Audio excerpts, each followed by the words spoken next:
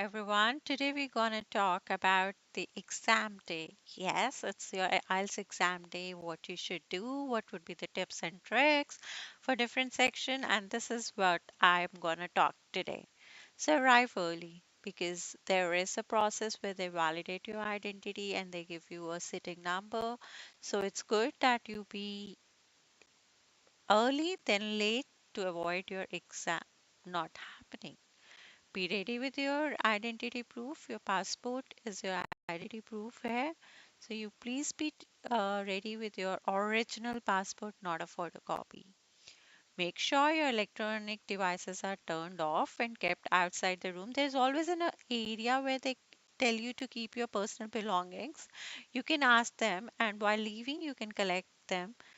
And make sure you have eaten before your test because this is a long test on that day. Your speaking is different day, but when you have your reading, writing, and listening, it is 2 hours 40 minutes. So make sure you eat well so that you don't feel hungry in the middle of the exam. And you're allowed to carry your water in a transparent bottle. Be ready with your test timings because the test is 2 hour 40 minutes and there will be no breaks. You can take break, which would be a washroom break, but then you have to first make an entry and you have to ask the invigilator. Make sure you, okay. Now let's pick up the sections where you have to work. Let's talk about the speaking section.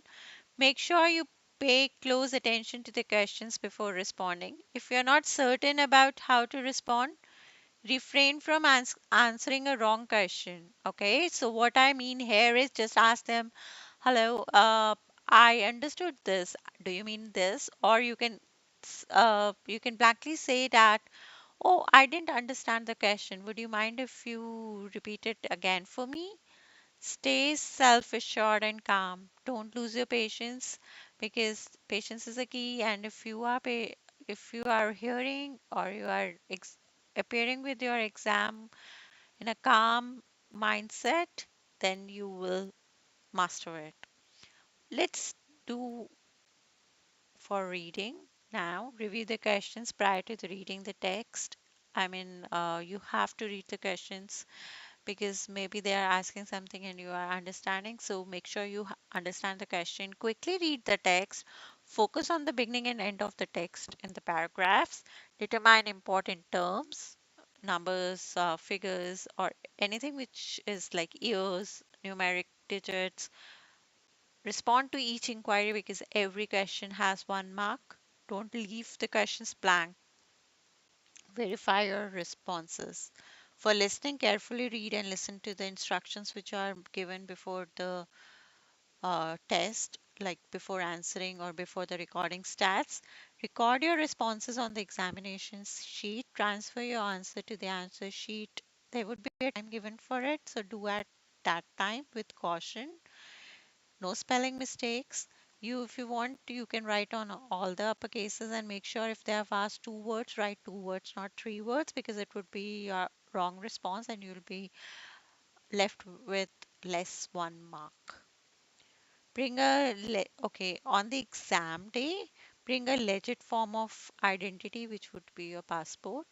It is necessary to have a valid ID card because all the time because they can make you invalid user if you carry a photocopy, they will not accept it. This is your first step in the verification process. Essential items to bring would be pen, pencils, erasers, test room, unless they are blank and no writing.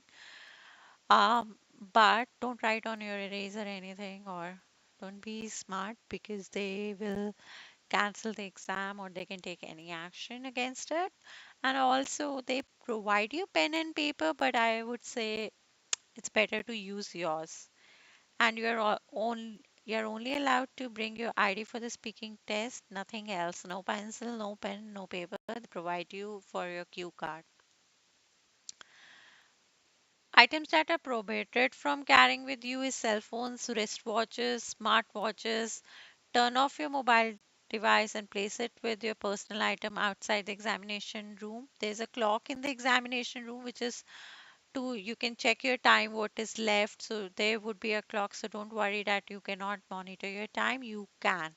Security procedures at the testing facility. A passport size photo of the candidate is taken on the day of the exam at the testing center. The picture is featured on your test report. Therefore, even if you bring a photo with you, they won't approve it. So they will take your photo. So don't worry about it. Be sure to follow the directions carefully. Instructions are provided prior to your exam. All the instructions for reading section, for listening sections would be there. What they are expecting, one word, two words, numeric alphabets. Please make sure you do that. If you don't understand anything, just read it again. If you don't understand on your speaking test, please ask them again. Pay close attention to all the instructions in order to prevent any problem in future. One thing that the management prioritizes adhering to the instructions. Text the test will be conducted without any interruptions. The test is continuous with no interruptions. Like your first test would end, then second would start, and third would start. It is recommended to utilize the amenities prior to the commencement of the examination. If you want to go to the toilet, or if you want to use wash your hands or do anything, please do before the examination. If you still require the restroom, simply raise your hand and the supervisor or the invigilator will allow you to leave. However, you will not receive an additional time. This is your time wastage. I know you want to go for washroom, but I'm saying that you'll not get an additional time for this. What happens when your master test finishes? Stay seated until the examiner grants you authorization to go. Just don't leave your mark sheets or answer sheets and go. No, they will give you a permission to leave. If you believe an event during the exam hindered your performance, let the invigilator know. If there was any disturbance or anything which you've done wrong, you can tell the invigilator no. In order to file a complaint about your test day, you must fill out the complaint form within 1 week of the test date. What happened with one of my student was that they answered the writing test B in the answer sheet of A, like the part 2 in part 1 and part 1 in part 2. So what they did is they raised a complaint and they told the invigilator there, and they have written that please consider the answer 1, and they have signed the copy. So if any mistake happens, this is the time before you leave. Tell the invigilator so that they can fix for you. Now, there's a quick session, not on the day, but how you have to do when you start your IELTS preparation. Comprehend the structure of the exam. Understand what's the structure of listening, reading, writing.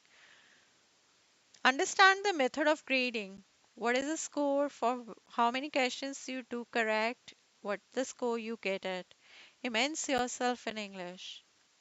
I would say just listen, read newspaper, listen to English news, put the subtitles on, try to speak as much as you can in English, because that should be in you. It should not be shown like to the invigilator that you would just remembered few words to clear the exam. It should be part of your speech, and that would be when you immerse yourself in English. Create a strategy. Every question has a strategy. Reading, mapping. I have few sessions and I have all the videos for how to answer map type questions, how to do yes no questions. See what strategy works best for you. Everyone's strategy is different for reading, writing, and speaking. So plan your strategy. Practice your example questions. You have ample amount of questions on the websites to practice. Improve your abilities for an IELTS exam. Start preparing, start reading, start querying in English, and assess your advancement. And daily see what have you learned, what's the delta you have increased. Okay, thank you, and please let me know which video I should bring next. Thank you.